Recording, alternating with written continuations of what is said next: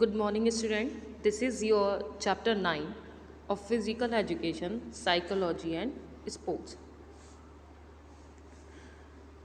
So, before starting the chapter, it is necessary to know the word psychology. What is psychology? What is psychology is about? So, psychology is a combination of two Greek words. Combination of two Greek words. The first word is psych, the second is logos.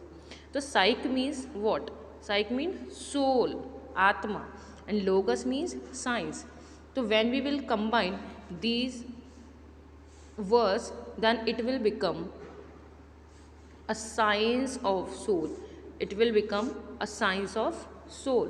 So in simple words, what is psychology? Science of soul. तो ऐसा नहीं है कि ये science of soul ही है, ये शुरुआत की बात थी जब साइकोलॉजी के बारे में पढ़ा गया. तो साइकोलॉजी को क्या माना गया? Science of soul. But with that passes of time the thoughts will be change. ठीक है, according to वुडबर्थ.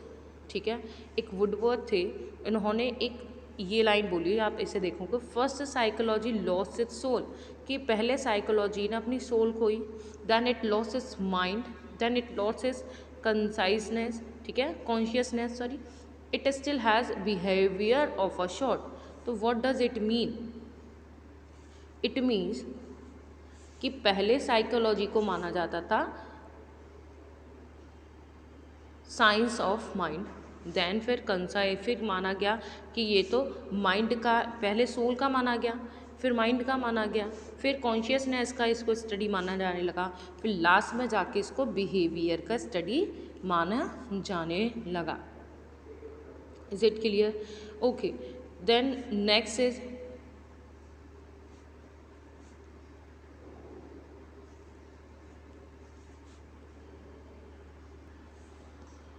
The next is meaning and definition of sports psychology. अभी तक हमने पढ़ा कि what is psychology, what is the meaning of psychology. Now we are studying physical education. So now the next topic is what is sports psychology. So sports psychology is a study of psychological factor that affect learning and performance of motor skill. It means psychology एक ऐसा factor है, psychology एक ऐसी study है जो effect करती है क्या? लर्निंग और परफॉर्मेंस ऑफ मोटर स्किल. कि आप किसी गेम को खेल रहे हैं तो उसको कैसे सीख सकते हैं, उस परफॉर्मेंस को आप कैसे इन्हेंस कर सकते हैं, इस तरीके की स्टडी साइकोलॉजी में की जाती है, स्पोर्ट्स साइकोलॉजी में की जाती है. अब there are some writers who wrote the definitions. The first is K M Burns. तो के एम बर्न्स ने क्या बोला और अकॉर्डिंग टू सिंगर क्या था, ये आप दोनों डेफिनेशंस आप पढ़ेंगे, ठीक है, और लर्न करेंगे. Now the next topic is importance of sports psychology. कि स्पोर्ट्स साइकोलॉजी हम क्यों पढ़ें, क्यों ज़रूरी है स्पोर्ट्स साइकोलॉजी. तो वाई इट इज़ इम्पॉर्टेंट? तो sports psychology play a very vital role in the field of physical education and some importance are following.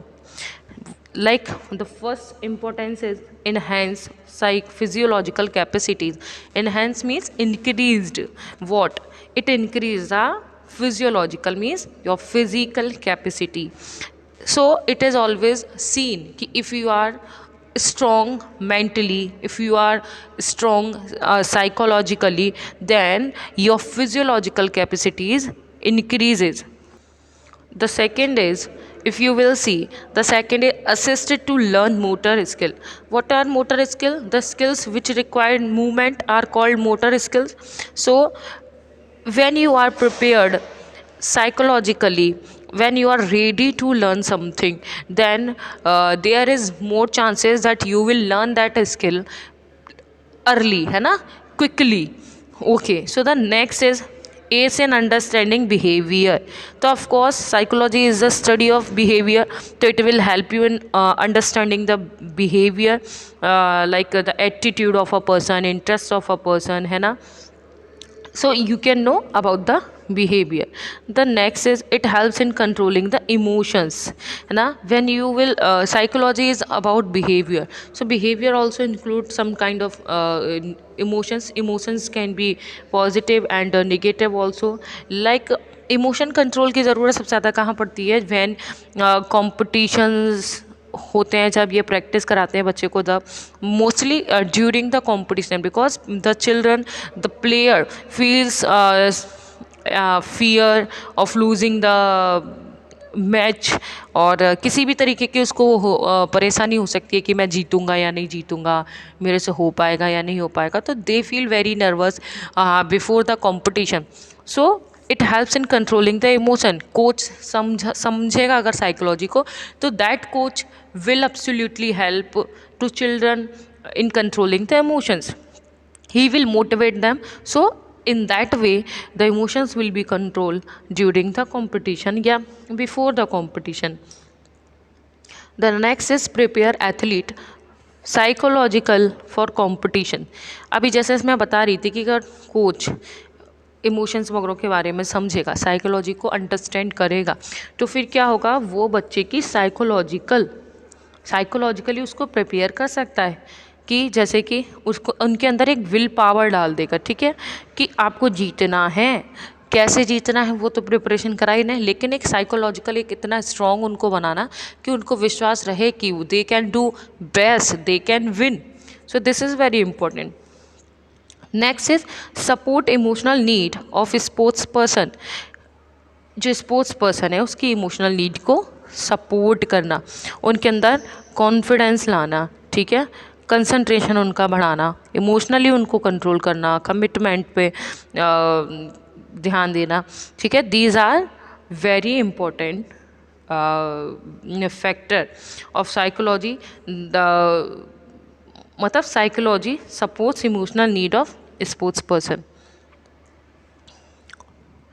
The next topic is growth and control, growth and development, sorry.